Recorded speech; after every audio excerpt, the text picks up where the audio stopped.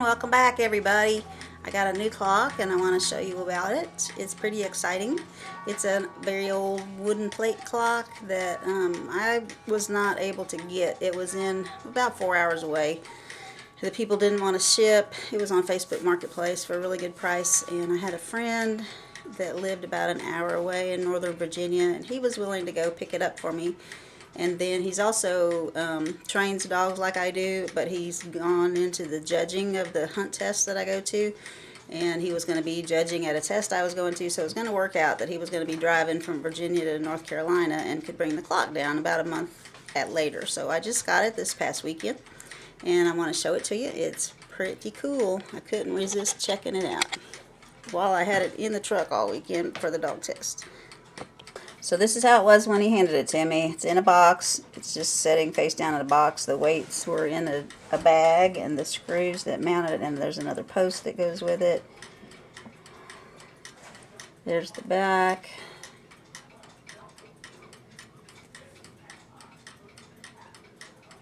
Very, very dusty. No sides left on the doors. What's interesting is the shield. It's a shield clock. The shield is metal. That's it from the back side.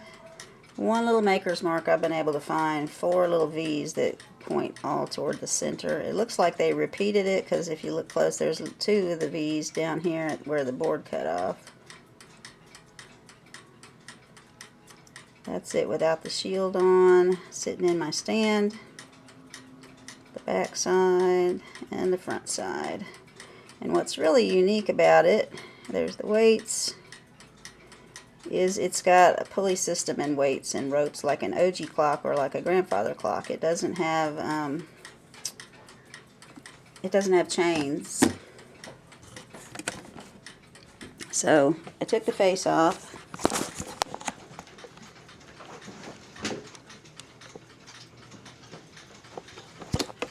It's in pretty good shape.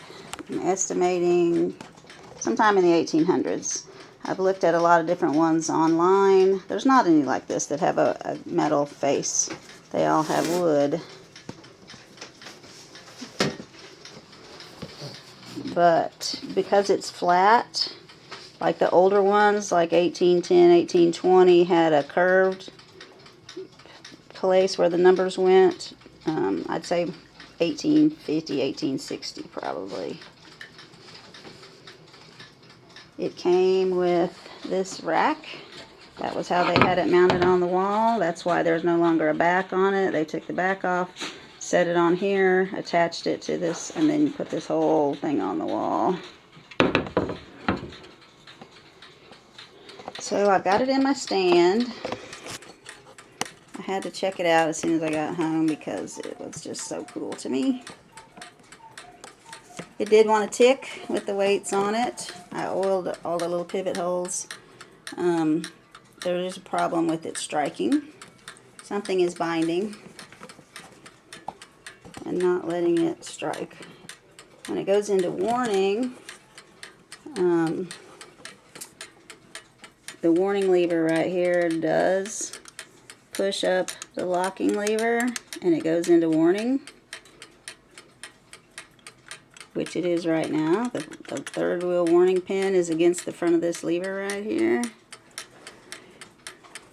But then when it drops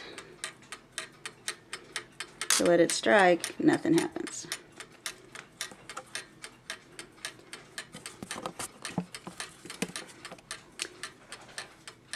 So the first couple wheels turn pretty freely.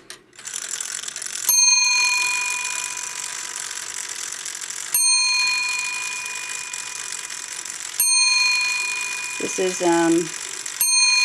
3 days of playing with it to get it to do this much, because it would do just a little bit and lock up again.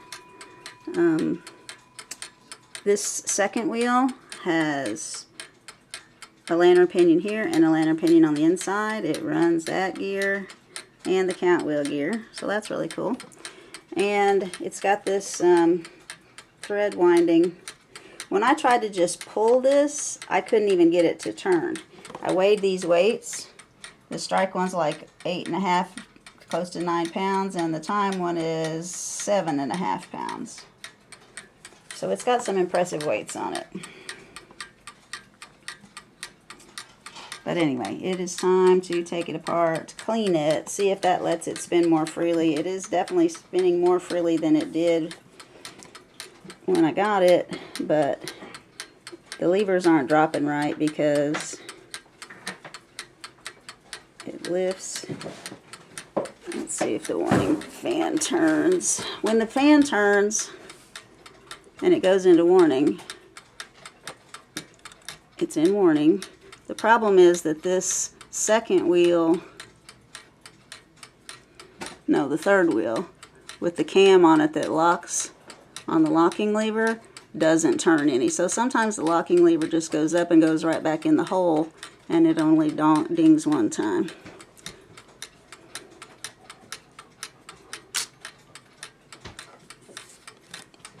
So it usually needs a little help to get going, and it just did it one time. So that's what I've got to work on this. Just getting it working properly.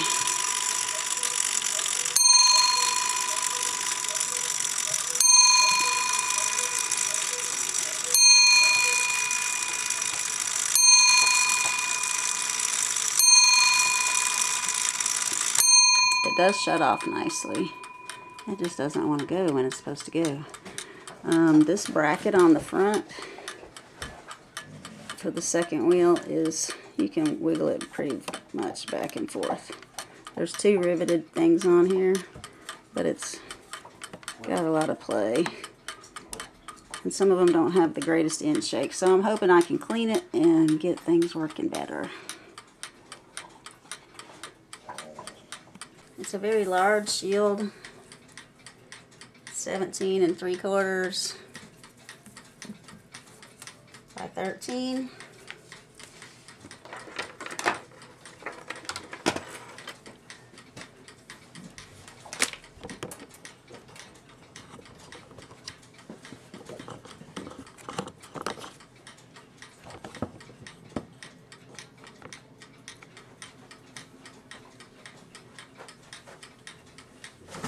And I can't even get all of the leader wire in the picture. Like, it's 41 1/4 inches. So, pretty tall. This top part looks like it's original. It's got a pin at the top that it swings from. The bottom part, they've put this little wooden dowel on there to go into this. So this part's been changed out. The end of it's been changed out.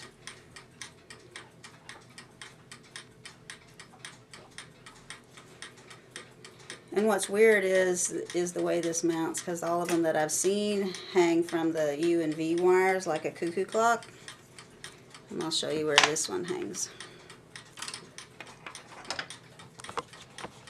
So this one has a slot cut in the wood and a little indentation cut out for that pin to sit right there. And then the flexible part goes through there and comes down through the leader wire. And I thought at one point, because of the whole system of this and how heavy the weights were, I thought maybe this came out of a grandfather clock. But there's no way, it wasn't mounted to a seat board at any time. It's got these little pegs on the back where the door used to go on, and the screw holes in the bottom. And it's got the little side mounting doors. So it was at one point a little enclosed shield clock.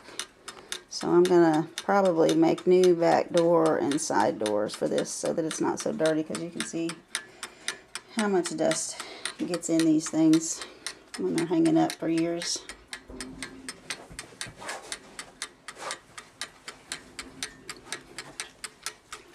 It's got a very impressive spring for the gong, for the bell hammer. I thought possibly that was binding up on this third wheel, but even when it's pulled away from the teeth, it doesn't start spinning and striking. So this does turn nice and freely. There's end shake in that and that. A little bit in this one. so it's fine. I think my problem's going to be this second wheel. Hands are original. I'll show you the hole that they cut out. It's definitely hand cut. It's not even a square. It's off center.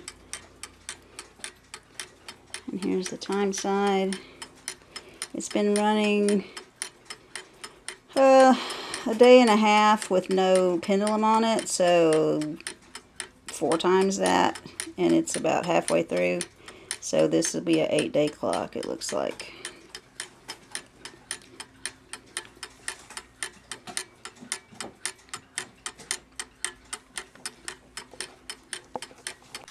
I found one video online of the rope-driven, string-driven shield clock. Winding arbor shield clock. None of them have winding arbors. So this is the only other one I found that has it. And it has a wooden plate, not a metal plate. It also has all the strike mechanism on the left-hand side. All the rest of them have them on the right. So, very similar weights. So it does exist. At least there's one other one in the world. Right. Here are the 2 weights. I put the heavier one on the strike side. Not counting the little hanger. About 9 1/4.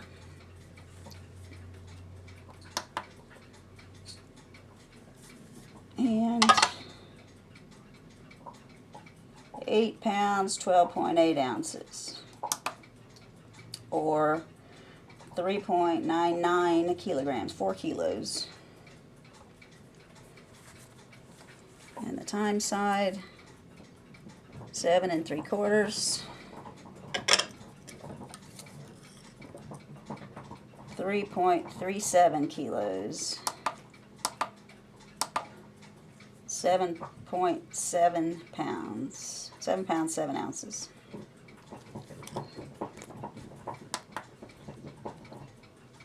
They look like a solid poured piece. Got a little bit of design cut into them. 58 stamped on the heaviest one. If you look in the hole, it's solid. It's not in a casing with anything. And this one has a 56 stamped on it. I don't think there's anything around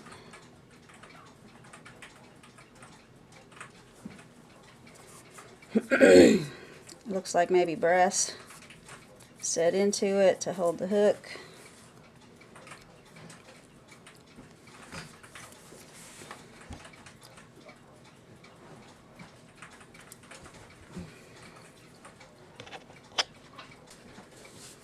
The case itself is 6 7/8 across and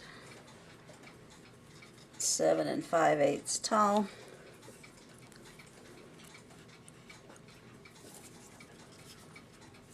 And about 5 1/8 deep. This bell is really big. Cast brass, I believe. It's not sanded smooth. There's a hand nut on here. It's loosening itself. There should be a washer under it. There should actually be a pin. There's a small hole right here at the top of this arbor, minute arbor, and the pin keeps the whole shaft from raising up, falling too far away from where it's supposed to be. So I've got to get a square washer under this and a pin in the end of this when I put it back together.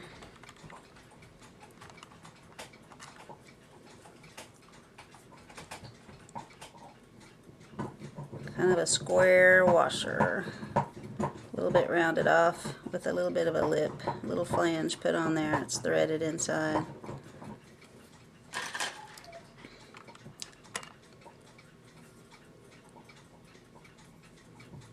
Minute hand. 5 inches. And you can see this, the hole is not cut in the middle of this.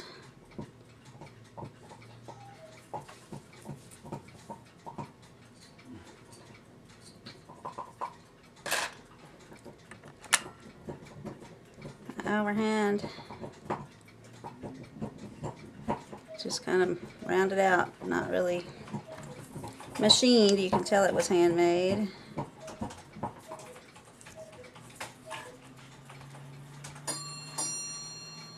Four and a quarter on the hour hand, and it's got a little damage right there, like someone tried to bend it.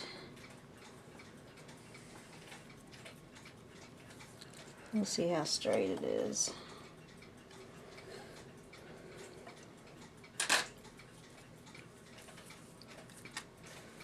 Okay, the pulley system.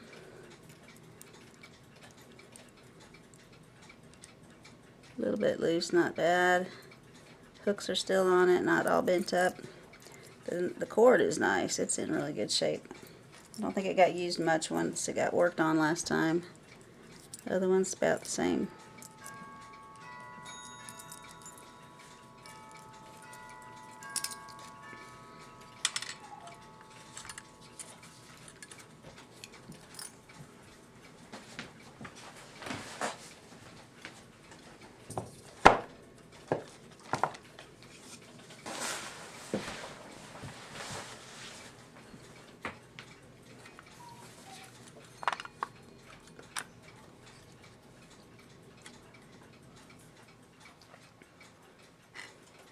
There's a pin missing here, which lets this go up and down, which is not good, but it still kept running even without the pin. I've got to put a pin here. They've put a little pink piece of paper underneath this to tighten that screw up. The pins that should be here holding these back plates on, someone's put screws in.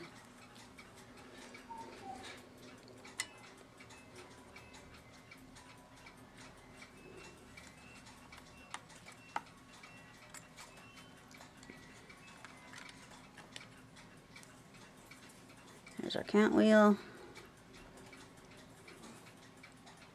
I'm looking for any kind of marks on anything because I haven't seen any kind of marks.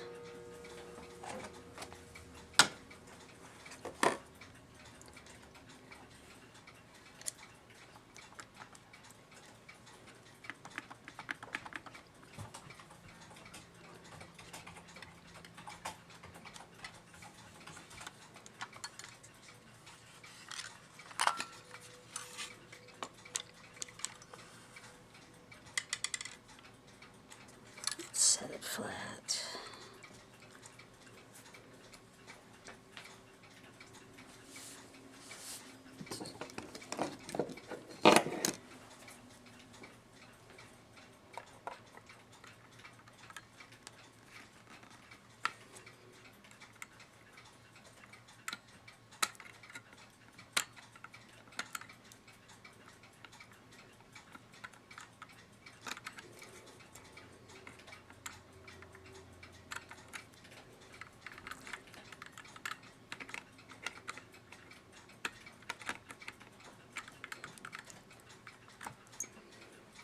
This has a regular taper pin instead of a square one, so someone's replaced that.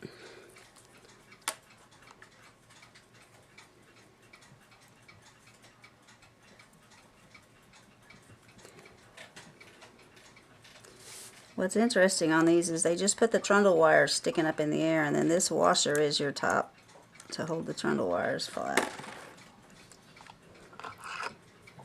I do have a crack in my hour tube.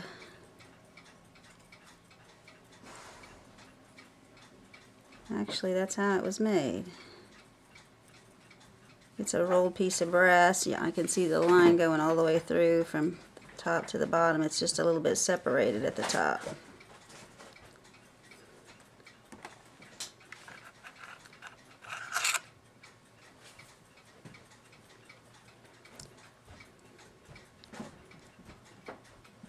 One good solid pin. I don't know what What's up with these little drill looking marks all around here? Maybe it's just the design of the cast brass. They didn't polish it right there. And this tube also was formed, has a line going through the middle of it. Square at the top.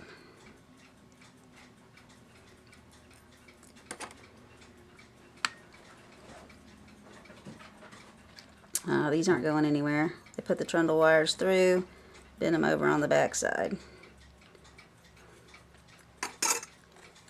Very nice pressure washer brass. Looks like the original one. There's a screw missing here, which lets this have some play.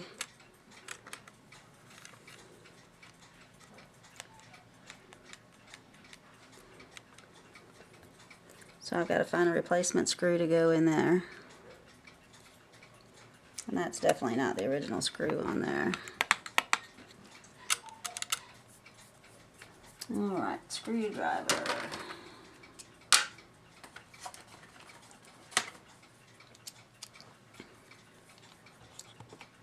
I took some pictures from the front, from each side, angled up, angled left and right from each side, top, bottom, every which angle, to help me putting it back together if I have an issue with anything.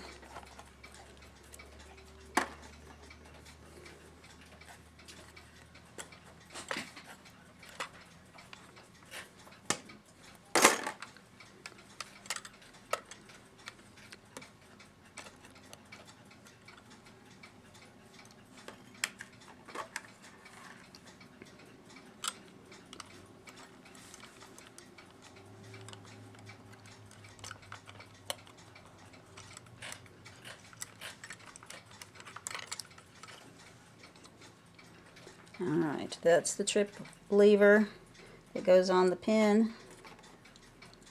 This pushes this up. This lifts the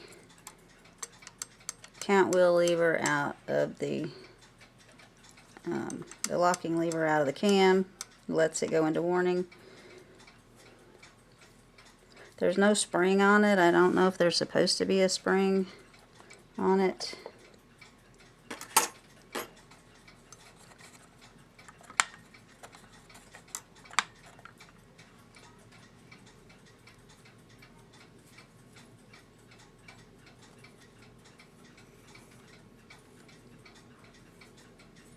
Looks like someone bent that. Definitely supposed to have a pin through it that I took out, so.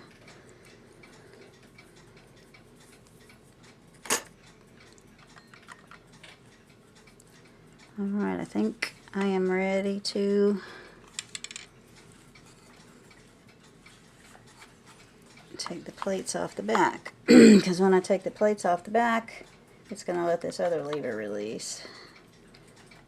This doesn't come off. It's attached to this. So let's do the time side first.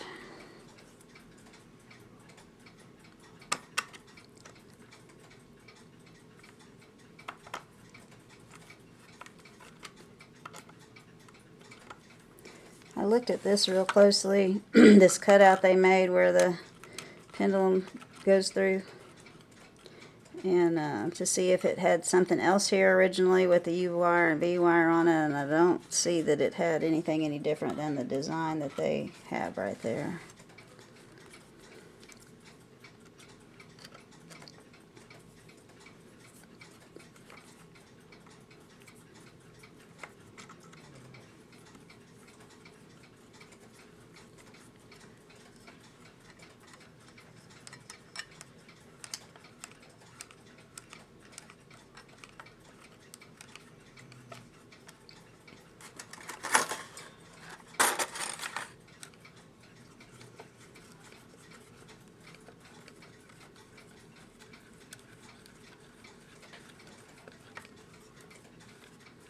It's a big old wood screw they put in there.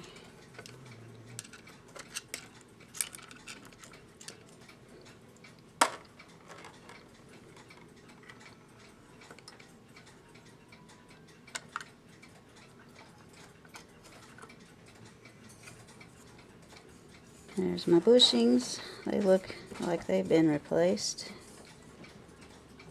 This one is original. It's the rolled brass with the line, the seam. And that one is also original. But the two upper ones look like they're replacements. And definitely a new bushing, a brass bushing in my verge holder. It's not centered though, that's unusual. And there's with a pin that's missing to keep my verge from moving up and down on that screw. I'm checking all of it real good to see if I can see any other kind of marks, maker's marks on it.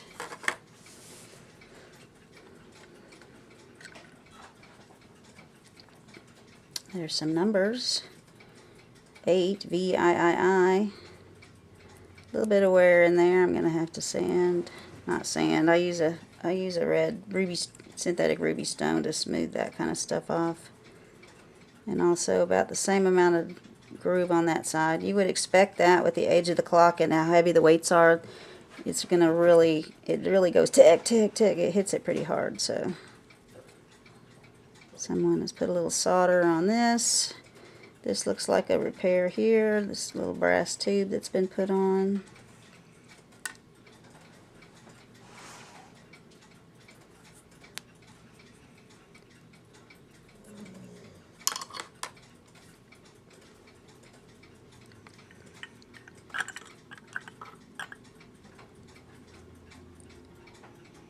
Some of the wires have some wear.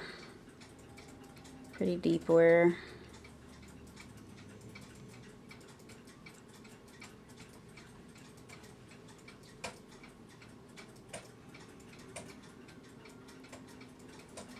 We'll see what we're going to do with those. I'm looking at, when I disappear off the camera, I'm looking under the magnifier to look at things a little closer. Checking the teeth on the escapement wheel, see if any of them look bent or have spurs or anything.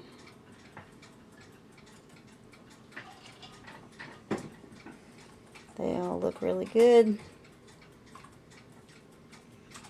One has a little hole in it from the casting process. There's a little bit of missing brass. But the surface of it's good.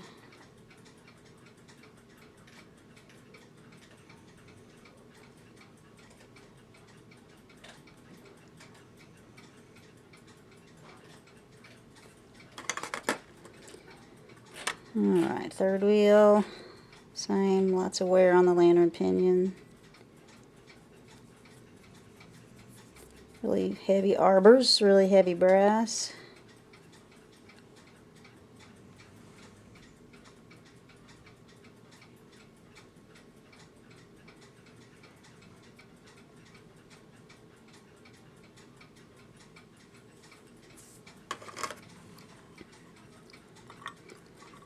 Second wheel.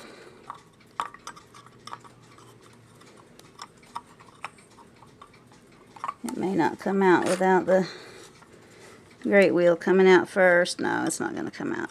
There's an oversized hole in the front because the pivot goes into this arm right there. So I thought maybe it would slip out, but it's a very large wheel. It's not going to slip out. So let's see what we can do to take this out. It's just going to come out because it's got a winding arbor on it, so it's not like some of them that have the chain drive and are weight driven from that. They have different mechanism on the front. You have to pull a pin and take a little piece off.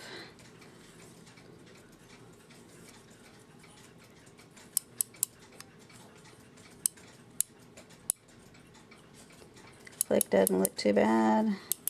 Teeth on the click don't look bad. These look a little bit worn right here. More so than over here. They're longer. Those are looking short. I have to make a little bit of adjustment just so the striking surface of the click is a little flatter.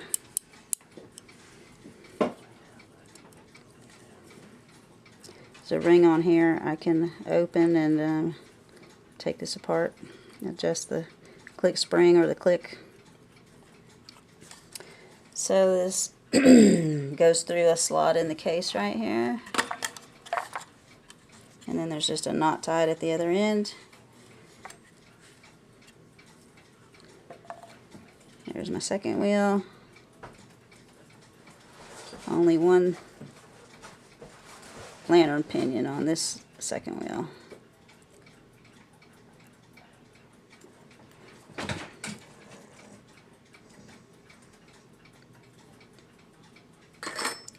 So let me get this knot untied and we'll undo the other side.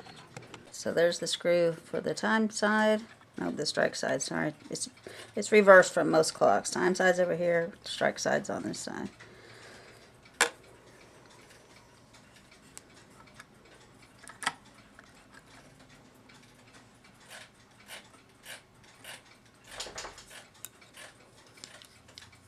That's the little lock to hold the count wheel. This is the pivot hole for the second wheel. It's got two rivets put through and bent over. Original bushing here, replacement bushing there, replacement bushing, replacement, and not sure on the top one. Nope.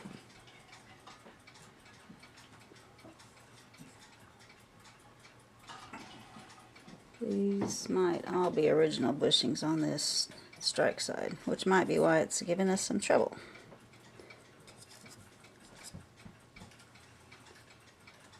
Yeah, that's original. You can see the line. It's rolled brass with a little line.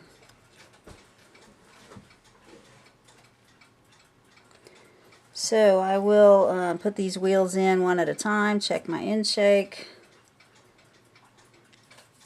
Do a tilt test, see if these need some work on them. Here's my fan. Very heavy fan. Very solid brass. It's not the really thin, flexible brass they usually use. It's pretty thick.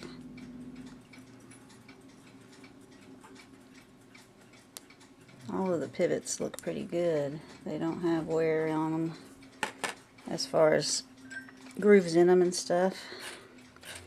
Third wheel with the warning pin. These are going to clean up really good. There's not very much rust on them. There's a little bit of green here and there from tarnish on the brass.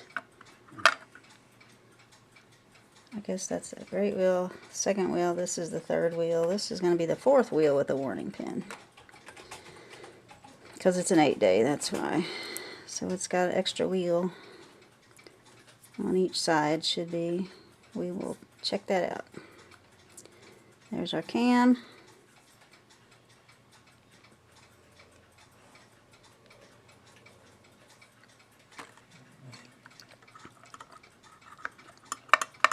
Second wheel is not going to come out without the great wheel.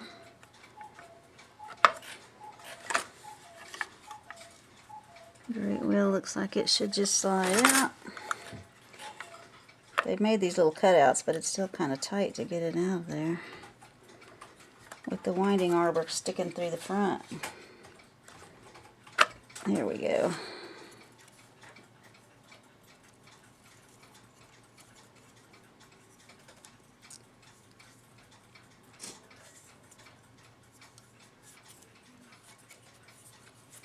A lot of oil on the winding arbor. This is wood, the little threads that hold the string.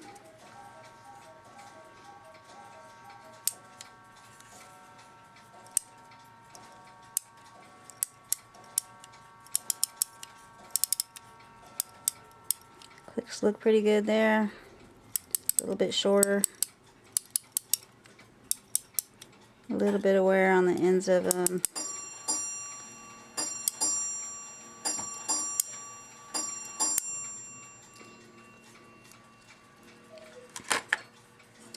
Get this knot out.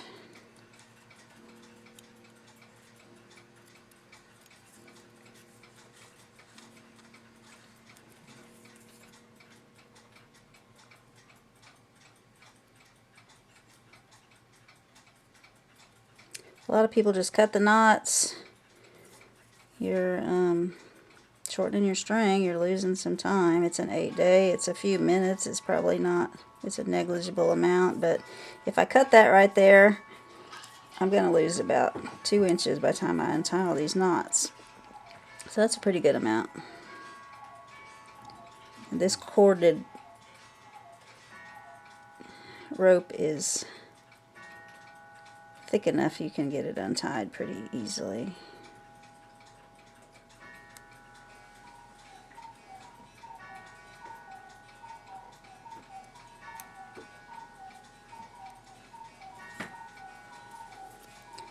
They usually will make a loop and then go into that loop 3 or 4 times and then put the end through and pull it tight.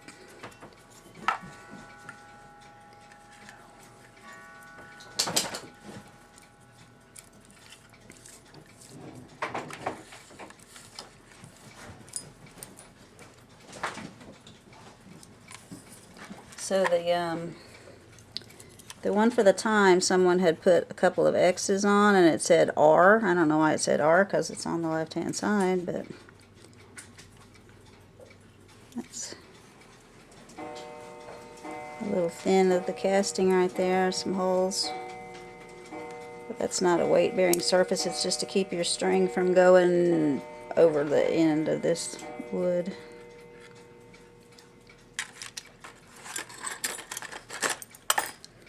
Alright, second wheel.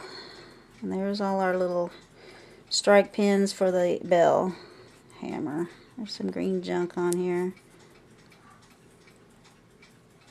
There's that cool double pinion, lantern pinion system they set up for this one. Alright, and that was look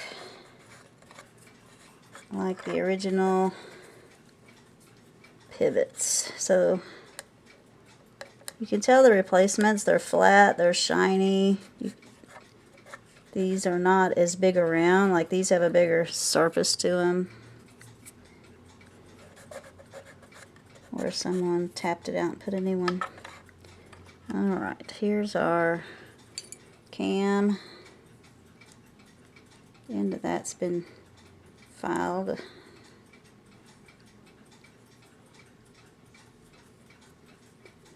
I've seen this style a lot. It's an arbor, and then when they put this on here, it's just a flat piece. They put it through, and they bend it over, and this little pointed piece was on a lot of these designs from back then.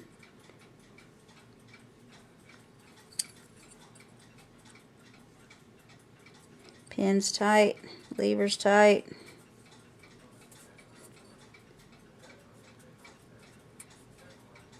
Got a little burr on it on the end right there.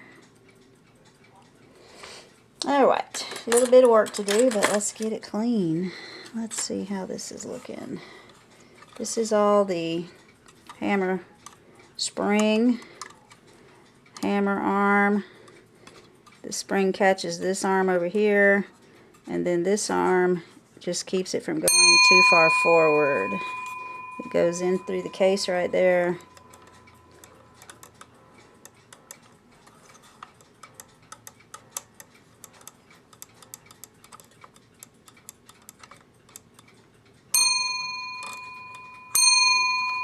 So this little arm on the arbor catches these teeth. It pushes it up, which catches that arm to pull the hammer back. When the arm passes the tooth, it drops. And the only function of this little piece that I can figure out coming out here is it catches that and keeps it from like falling backwards too far. And it's about to miss it. I probably need to adjust it just a hair. And then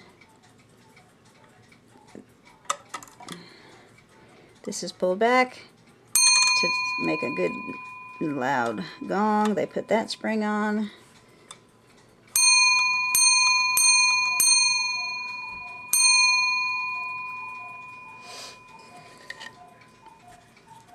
There's a cool little triangular washer here that's riveted on.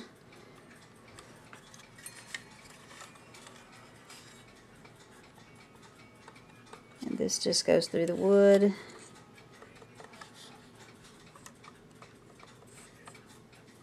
I don't see how I would get that off. Those might be little nails, but I'm not really worried about taking it off. Let me see if I take the springs off, if it'll just slide out of there. Not with those arms on it, it won't. But it does let me lift it up so I can clean the case good. There's a little, the pin that's on the bottom right here is just to hold this. There's a hole in the end of the arm, and that sets down on it. Like so.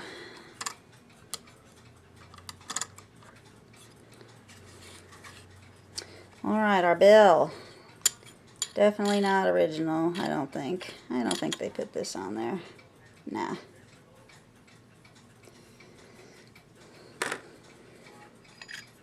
It's shiny kind of right there. You can see it's brass, but you can't really tell it here because it's so dusty and dirty. It may clean up some and look like that with a little cleaning solution. There's the inside. This just has a nut on there. It's just to make it tight. Someone's added that too. That's not original. A lot of them had little wood pieces with threaded parts that they had on here. And so those probably broke over time and got replaced. I don't see how this goes into the clock, but I'm not worried about removing it. I've gotten everything off except this other verge holder.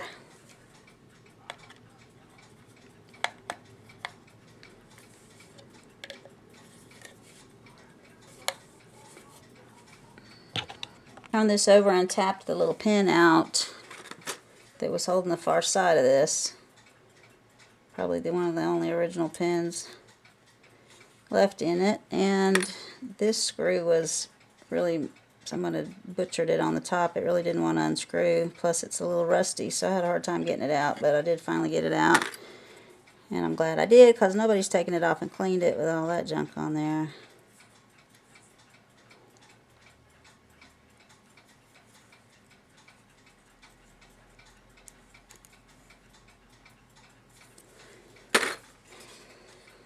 Alright, so I think I'm ready to clean up this case. I wanted to move this towel and kind of test things first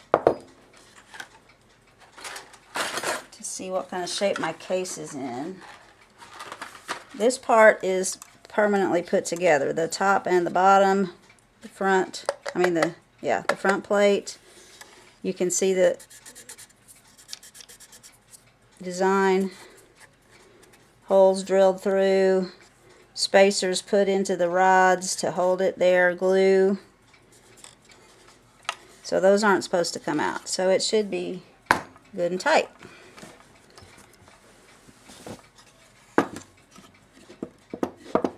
Got a little wobble.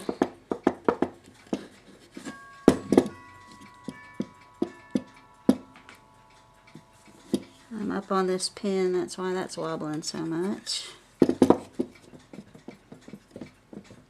So it's a little bit out of square over years of having 15, 16 pounds of weight hanging on it. But overall, we shall see. I don't think I need to re-glue anything. Everything looks solid. I really haven't figured out what this thing is. Everything else I've got figured out what the purpose is. This is a wire that goes through here. It's bent over and it goes through a little eye hook right there, like it's a spring on something, but there's nothing around it that it goes on. I don't know if maybe it was part of the original hinge for the door, but that should have been back here on the back plate. So, anybody have any ideas, let me know what that might go to. Let's get the wood cleaned up and the brass cleaned up.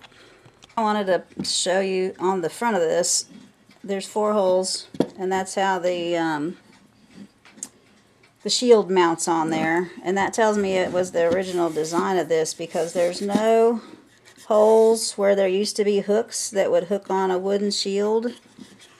Those are the original holes to mount the shield. So I think that's pretty cool. I would like to see some other metal shields to try to date this thing a little bit better.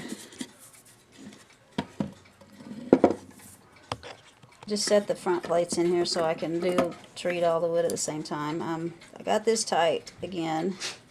I just laid this rivet side face down on the staking block and tapped where they had it bent over, and it tightened up nicely. So that should maybe take care of my issue with the second wheel not wanting to work right,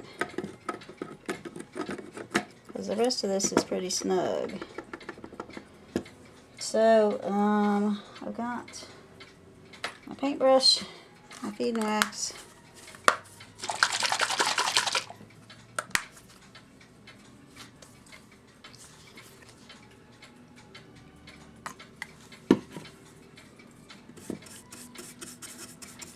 I'm going to go around all of the wood just like this.